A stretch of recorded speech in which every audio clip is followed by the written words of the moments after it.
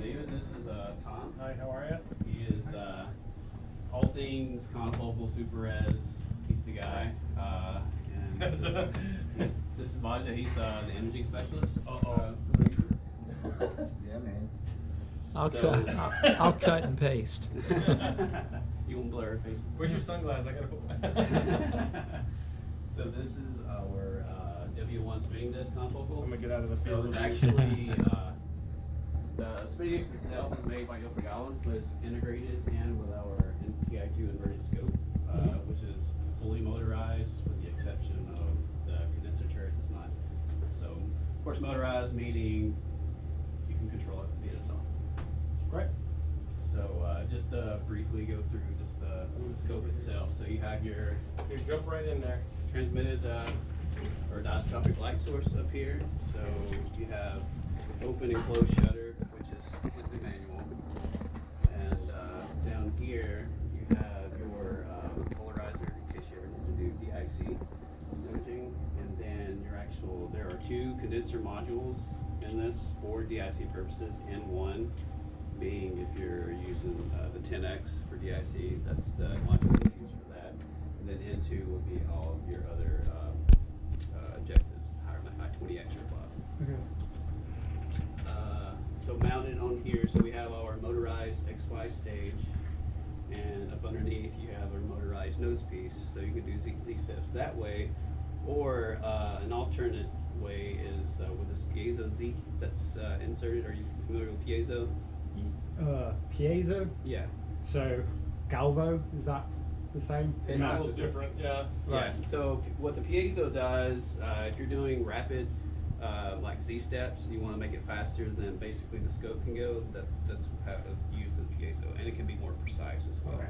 as far as your steps go. So, does it go in like a sequence then, sort of regular, normal, what on microscope that I'm using is called wide, and then Galvo, then piezo in terms of speed, or is that not a... You're probably thinking of You resonant. mixed a whole bunch of metaphors Yeah. there. Yeah. Okay. Let me finish going through the speed, and then we'll try Yeah, to straighten yeah. some of that out. Yeah, so it has a 100 micron travel to piezo, and underneath you have it's a full set of objectives from 10 or from 4x actually all the way up to 60x oil, pineapple oil, and the scope itself is rather streamlined in basic functionality. So all these buttons over here on the left are going to control your diastrophic light.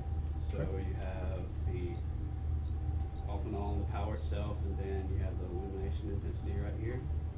And what did you program the F and L? It was to go to the left port, right? Left side button will move it to the confocal Okay. and adjust the lights and the colors and the filters and all that. Okay, so he has basically made a button in the software to where when you press this FN, so FN just function left, it'll automatically go to the left port for your confocal and adjust some settings in the software. All right. So since you don't have a motorized condenser right here, this button is just going to be useless, so Yep. don't even worry about that. So on your front panel, of course, you have your light path directionality, so Okay. left port, confocal, and then eyes if you need to use the LED light sources to find your sample Mm-hmm. for scanning. And currently there's nothing on the right port, so you don't need to worry about that. The knob right here is for the Bertrand lens, so it allows you to look at the back aperture, which you probably will rarely ever do, if ever. Okay. And that's mainly for like adjusting like phase modules and whatnot, which you don't have phase, so no worries. And you have your 1 to 1.5x2 lens. And whenever you change this on the scope, the software will recognize that and apply key calibrations to if you're doing measurements or whatnot. So the focus knobs, you can see the one right here on the left is going to be exactly the same as the right. Mm-hmm. So inherently, it's going to have a fine focus, but in order to get the coarse adjustment, you can press and hold down this D button. It will make it coarse, and you'll see this light up right here. And you can, however way you would like, you can press and hold it to one side and do the other, or you can just hold it with your thumb and then just control it with your Okay, I see. finger. This right here is a set of limit to keep your objective from colliding with a slide or blow weight, but you should never have to worry about that. This this right here was your nose piece control. Okay. And if you notice, the escape button is pressed, and whenever you go from one objective to the other, it'll actually lower down and change it. Just another kind of safety feature. Yep. And then on the right side is going to be all your epifluorescence components. So you have your LED white light source. It has the liquid light guide that actually comes around. Let's see. This is. I'll show you this.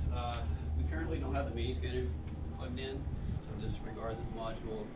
But this is a liquid light guide that's connected to the light source. Comes in all the way back here. And I'm showing you this because if you're looking through the eyes and you don't have a lot of light coming through, the best way to diagnose the issue is just track the light path. So it's going to be entering the scope here. You have an aperture right here. So if for whatever reason this gets bumped and pulled towards you, it's closing the aperture. So you're allowing essentially no light through. So that always needs to be pushed back all the way. It's going to come in, reflect off the mirror here, and jet right to the scope. And then it'll go to your filter turret, which you have currently.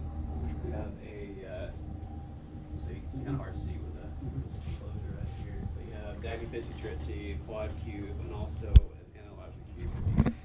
And then your 6 pod is going to be open for. It's probably what? It's probably for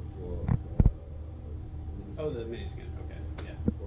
Disregard the that's irrelevant right now. So yeah, and so this right here will control your epi turret. So this is only if you had a staged up system, so 2 turrets on top of one another, so you can ignore this epi 2 control. But it's as simple as flipping a switch right here to change your filter cubes. Okay. Of course, this can be done in the software as well, Mhm. which we'll mainly use the software, rarely use. And then there's also a built-in shutter, so if you push this in, like in the middle, it'll actually engage. So when the shutter's pulled out of the way, you'll see the epi light on, and that'll allow the light through. And then, okay, so PFS, are you familiar with that? Perfect focus? No. It is a component of the nose piece, so essentially once that's engaged, it will lock the distance between the objective and the cover slip. So if you're doing longer time-lapse imaging, you'll get inherent thermal drift, and that'll account for that over time. It'll constantly keep that your sample in focus. Okay. And multiple ways to control the Z, and on the scope, on the joystick right here, or in the software. Mm-hmm. And if you look at the joystick,